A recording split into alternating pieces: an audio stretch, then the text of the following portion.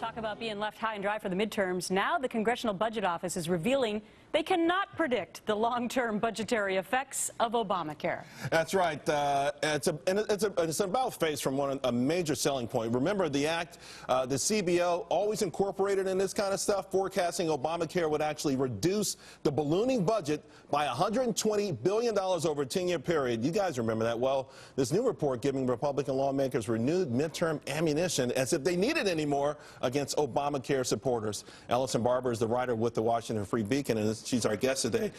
You know, it's at this point, it just doesn't, it feels like we're used to almost every other week some bad news coming out on this. But when the CBO says they have no idea, we're in trouble. Right. Well, it's been a little bit of stagnant in terms of the news, and I think if you talk to Democrats, probably a lot of them thought maybe it's kind of fallen out of the front and it's not going to be back. But this week there has been a lot. There's been some news on Medicaid as well as enrollments in terms of just general processing things. But this is significant because you have the CBO saying we actually can't tell from the majority of the provisions. We can't tell you what we think the long-term overall budget impacts of the law are going to be. The Congressional Budget Office has to do with the numbers and crunching them and the budget. And if they cannot tell us what the overall impact is, who the heck can? Right. Basically, it kind of seems like we're left high and dry here. But the reason why they're saying that they're unable to tell based on these provisions is that there have been a lot of delays. And you think about like the employer mandate, which has been delayed twice now. That is something that was supposed to be a big tax revenue generator because they were going to take the money from businesses for the penalties. So already that delay, CBO has said that the delays that they have now,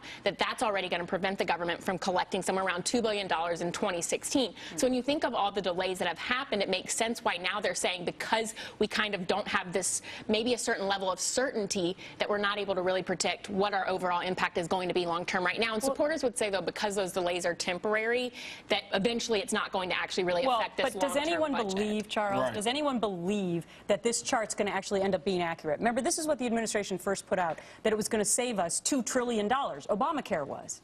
And now, do we really believe that it will ever come to that? No one believes that.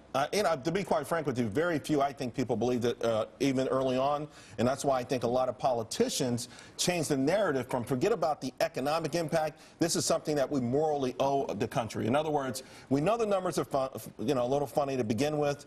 It's hard if someone ever crunches them or attempts to. Maybe we just sell it as a societal thing that we just owe to people. Right, but right now I think the problem in the election, that's sort of the political message that they have run on, and I think Democrats have used that to some degree successfully. But now with this news coming out, I think they run into an issue of where you think back how a lot of their constituents felt, particularly those vulnerable red state Democrats. They felt that their representatives had misled them when they passed this initially in terms of if you like your doctor, you can keep it. The fact now that they don't know the long-term overall budget impact, I think that emboldens that narrative that maybe they were misled. Yep, now they can't say anything about it. They don't know the numbers. All right, Ellison, thank you. You bet.